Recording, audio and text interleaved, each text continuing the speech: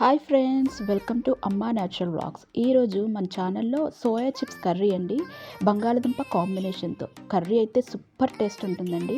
ఇది రైస్ అలాగే పూరి చపాతీ దేనిలోకైనా పర్ఫెక్ట్గా సెట్ అయిపోతుంది. ఈ కర్రీని చిన్నపిల్లలు చాలా ఇష్టంగా తింటారండి, అలాగే బ్లడ్ కూడా చాలా ఫాస్ట్గా పడుతుంది. నేను చేసే పద్ధతిలో కర్రీని కనుక తయారు చేశారంటే మటన్ కర్రీని మించిపోయి ఉంటుందండి. కర్రీ అయితే అంత బాగుంటుంది. మరి కర్రీ అయితే స్టార్ట్ చేసేద్దాం. అంతకన్నా ముందుగా నా ఛానల్ని ఫస్ట్ టైం కనుక ఎవరైనా చూస్తున్నట్లయితే సబ్స్క్రైబ్ చేసుకోవడం మర్చిపోకండి. ఇప్పుడైతే ప్రొసీజర్ స్టార్ట్ చేద్దాం. ముందుగా 1/2 లీటర్ వాటర్ని బాయిల్ చేసి పెట్టుకోండి. దానిలోకి నేను ఇక్కడ 1 కప్పు సోయా చిప్స్ని వేస్తున్నాను. సోయా చిప్స్ వేసిన తర్వాత ఒక 15 మినిట్స్ పాటు అలానే వదిలేయండి.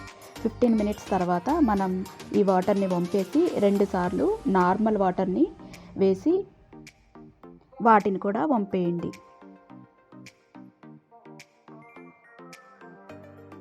తర్వాత నేను ఇక్కడ స్టవ్ ఆన్ చేసుకుని ఒక పాన్ పెట్టుకుని పాన్లోకి 4 నుంచి 5 టేబుల్ స్పూన్స్ ఆయిల్ని వేసుకున్నాను. ఆయిల్ హీట్ అయిన తర్వాత నేను ఇక్కడ ఉల్లిపాయ ముక్కల్ని వేస్తున్నానండి. నేను ఇక్కడ ఉల్లిపాయ ముక్కల కోసం 3 పెద్ద సైజు ఉల్లిపాయలను తీసుకున్నాను.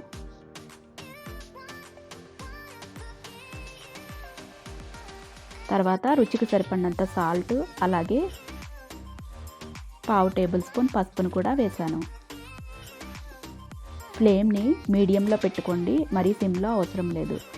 ఈ ఉల్లిపాయలను కనీసం ఒక 5 నిమిషాల పాటు ఫ్రై చేయండి.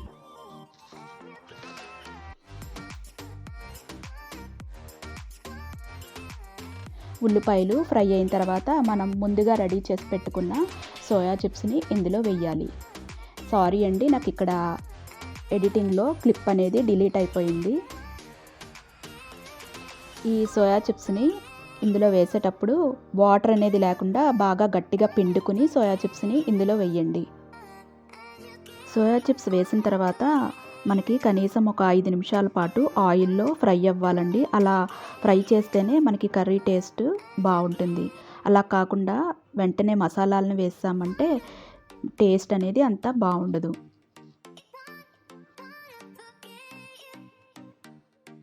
తర్వాత నేను ఇక్కడ బంగాళదుంప ముక్కల్ని వేస్తున్నానండి.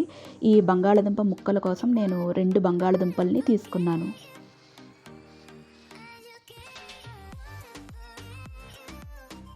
ఈ బంగాళదుంప ముక్కల్ని కనీసం ఒక 5 నిమిషాల పాటు సిమ్లో పెట్టి మగ్గనివ్వండి.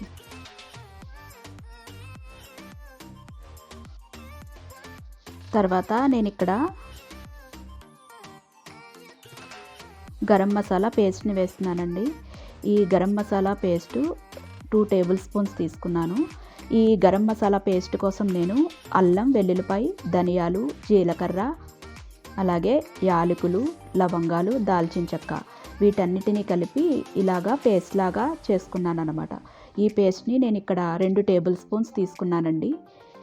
ఈ గరం మసాలా వేసిన తర్వాత మనం కనీసం 2 నిమిషాల పాటు ఫ్రై చేయాలి. అలా చేస్తేనే మనకి మసాలా అనేది బాగా వేగి కర్రీ టేస్ట్ బాగుంటుంది. మసాలా కానీ వేగకపోతే అసలు టేస్ట్ బాగుండదు. కాబట్టి సిమ్లో పెట్టి 2 నిమిషాల పాటు ఫ్రై చేయండి. తర్వాత నేను ఇక్కడ గసగసాల పేస్ట్ని వేస్తున్నానండి. ఈ గసగసాల పేస్ట్ నేను 2 టేబుల్ స్పూన్స్ తీసుకున్నాను. ఈ గసగసాల పేస్ట్ను కూడా 1 నిమిషం పాటు ఫ్రై చేయండి.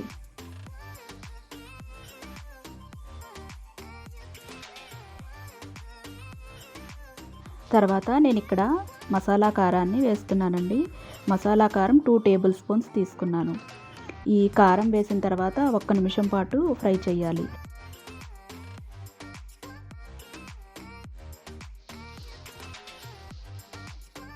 చూసారు కదా, మనకి కర్రీ అనేది ఈ విధంగా రెడీ అయింది. ఈ విధంగా రెడీ అయిన తర్వాత నేను ఇక్కడ వాటర్ని వేస్తున్నానండి.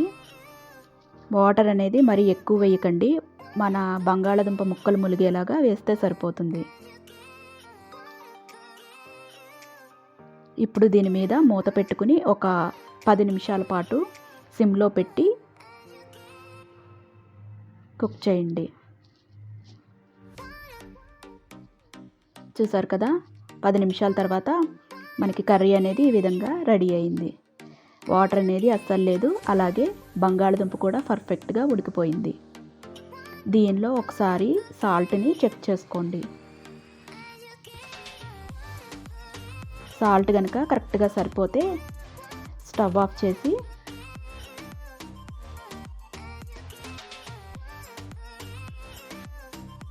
దీన్ని ఒక సర్వింగ్ బౌల్లోకి తీసుకుని కొత్తిమీరతో గార్నిష్ చేసుకుంటే మన సోయా చిప్స్ బంగాళదుంప మసాలా కర్రీ రెడీ అయిపోయినట్లే. మీకు ఈ కర్రీ కనుక నచ్చినట్లయితే లైక్ చేయండి, షేర్ చేయండి, కామెంట్ చేయండి. అలాగే ఫస్ట్ టైం కనుక నా వీడియో చూస్తున్నట్లయితే సబ్స్క్రైబ్ చేసుకోవడం మర్చిపోకండి. Thank you friends, thanks for watching.